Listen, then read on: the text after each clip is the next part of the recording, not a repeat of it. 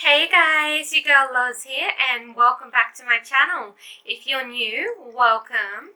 So in today's video I wanted to talk all things wedding and how Rob and I kept the budget of our wedding at $2,000. So let's talk.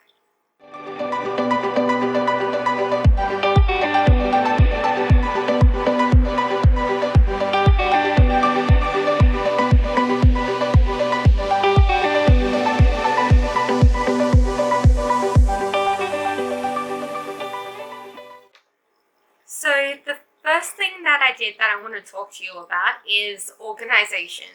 So about a week after we got engaged, I went to my local supermarket and bought a folder. Now this folder has been my life for about the past 11 months. And in this folder, I keep a pencil case with pens, highlighters, and little sticky notes that I use. And I also keep this exercise book. And this exercise book has been the biggest part of my organizing folder.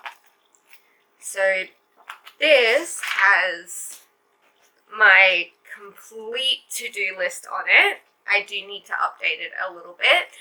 But yeah, all the columns that you see on there have their own separate page. So it's a lot of columns and a lot of boxes to tick. The next thing I want to talk to you about was setting the date. So we got engaged on the 25th of November 2018, which was our 4-year anniversary. So after talking about it and discussing some options, we decided to get married on our 5-year anniversary, which is the 25th of November 2019. It just seemed like the right choice for us, keeping it all on the one day, so there's definitely no excuse for forgetting it. The next thing we did was look at where we wanted to hold the wedding and the size of our guest list. Now, we are very simple, low-key kind of people. So with having our budget set at $2,000, which was the other main thing that we discussed right off the bat, we decided to keep the venue cost at $0. That's right, $0 for the venue, because we decided to have the wedding ceremony and reception at Rob's parents' place up in the Hunter Valley. And yeah, so we're having this beautiful little backyard garden wedding. And because it's at Rob's parents' place, absolutely $0 cost for the venue. And with having a smaller guest list as we do, that made that entirely possible for us. So now that I knew how big our guest list was going to be, I decided to start designing and making the invitations and RSVPs for the wedding. So I designed them on my computer myself, and obviously I got Rob's approval for them. And all in all, I think that cost us around $30. But that's keeping in mind the money that I have to spend for the paper to print them out on, the envelopes that I use both for sending them to our guests and having an envelope in there for our guests to send back the RSVPs, and all the stamps that needed to be used for that, because I pre-stamped the return envelopes. So obviously the next main thing we had to do was find our celebrant. I started by looking online in the area that we were getting married, because of course there's going to be an extra travel fee added on if the celebrant needs to travel a long way. So we ended up finding an amazing celebrant close by, so that worked out perfectly, and her fee ended up being $550. So we got really lucky that she covered everything we needed in that, and that we were able to get such a good quote from her. So after finding the perfect celebrant for us, the next thing I started to focus on were the decorations for the day. Loving doing DIYs as much as I do, I decided to tackle that myself, and I gave myself a $200 budget for that. So with that $200 budget, I was able to make my bouquet, and using the same flowers that I did for my bouquet, I was able to make 5 potted table decorations and the aisle runners. I added some of the flowers onto 2 long vines. Well, really it's 4 vines that I added together to create 2 really long vines, and I added the flowers onto that. And to weight those down, I had to make 4 mini potted decorations similar to the table ones to add on to the ends of the vines. And I also decided to get some block letters, R, a little and an L, and I spray painted those. And yeah, that's what I was able to create with my $200 budget, and they turned out really beautifully. I couldn't be happier with how they turned out. So the next thing we had to budget for was the food for the reception after the ceremony. And for our chunk of the food budget, we set aside $200 for that. We are getting a little bit of assistance with that as well. And my mother-in-law is helping us out by making a lot of the food that we'll be eating. So that kept that budget really low. Now, the next thing I had to budget for was the cake for the reception. And I decided to get my mum's help with making the cake ourselves the day before the wedding. So with all the ingredients for making the cakes and the decorations for the cakes, I think the total for the cake came to around $50. So that was really good. So the next thing we had to think about was music and entertainment for the evening. So for the music side of that, I decided to make the RSVPs double-sided and get the guests to write 5 songs on the back of the RSVP before they sent it back to me. So that worked out really well, since I was able to make a massive playlist with all the songs that were sent back to me. Ended up having a budget of $50 that I needed to use on iTunes to get the songs I didn't already have. So for the other entertainment, we also came up with a couple of typical wedding games and such, so there was no cost involved with those. The next thing that we had to decide whether or not we wanted to budget for was a photographer. And of course we decided that we definitely want some beautiful professional looking photos of our special day. So after talking to my mother and father-in-law, they were able to suggest that the son of a friend of theirs might be able to take the photos for us.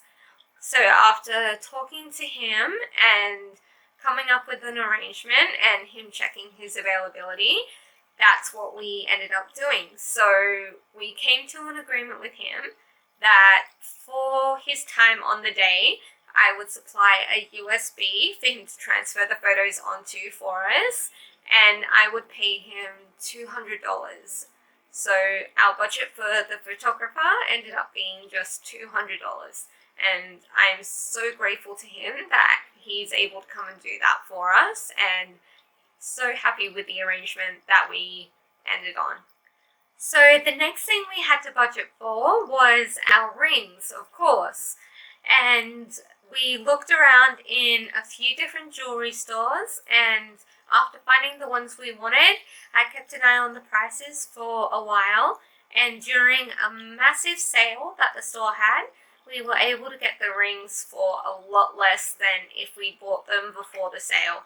So Rob's ring, because it was just a plain simple band, we were able to end up getting for $50, and my ring we were able to get for $280 when originally it would be around the $500-600 mark. So I ended up being super happy with that, and that worked out so well for us. So of course, during all this, we also had to think about what we were going to wear on the day. Now, because Rob goes to a lot of meetings for work and such, we decided that he would just wear the suit that he wears to those meetings with just one of his really nice button-up shirts that he already owned. So the budget for Rob's apparel for the day ended up being $0. So that worked out really well for us. And of course, last but not least, we had to budget for my dress and shoes for the big day. So I decided that I was going to wear a necklace and earrings that I already owned, so I didn't have to worry about budgeting any money for those. Now, with my dress, I decided to look online, and after looking at different online sites and whatnot, one day my mum was looking on the Facebook Marketplace, and she came across this absolutely beautiful dress, which I can't show it to you yet, but you will see it in another video, so don't worry about that. So after she found this dress, she sent me the photos and everything, and after looking at it, I was like, yes, this is my dress. So Mum went to the lady's house that was selling it and had a look at it, even tried it on, because we're roughly the same size, so if it fit her, it would also definitely fit me. And luckily for me, it's a perfect fit. Obviously, because I'm only about 5 foot tall, I needed to get it taken up. But for the dress itself, are you ready for this? Are you ready to hear how much we paid for my wedding dress? Drum roll, please. My dress only came to $50 buying it from the lady that we bought it from. Now, the reason she only wanted $50 for it was because she just wanted to get rid of it. She'd been engaged and bought that dress originally for about $400 to $500 on sale for herself, but unfortunately her engagement ended before the wedding, so obviously she just wanted to get rid of the dress. And so I was able to buy it off her for $50. Now, the budget for my dress and shoes is a little bit bigger than just $50 because, of course, with having it taken up, I needed to pay to have it taken up. So that cost me an extra $50. And my shoes also cost me $50 when I found them. So the total budget for my dress and shoes, having to have the alterations done to it as well, came to $150. How amazing is that? $150 for my full dress and shoes. I couldn't be happier with how well that worked out. And for those of you who are keeping score on the budget, I said the budget was around $2,000. So the total that we have currently spent on our wedding, with everything that I've mentioned in this video, came to a grand total of $1,810. How amazing is that? We managed to go under budget so far. So that's basically all I wanted to talk to you guys about today with regards to DIYing my wedding and keeping to such a small budget of $2,000. It is tough, but definitely doable if you do the right things. And I just want to quickly give a shout out to my girl Zoe, who's a co-worker of mine. We were talking one day and she kind of gave me the inspiration for this video. So thank you, Zoe, and I will see you at work one day soon. And with that being said, guys, I really hope you've liked today's video. Don't forget to hit that like button and subscribe to my channel if you like the videos that I've been posting. And if you subscribe, don't forget to turn on those post notifications so you're notified every time I post a new video. And I will be back next week with another video. Bye guys!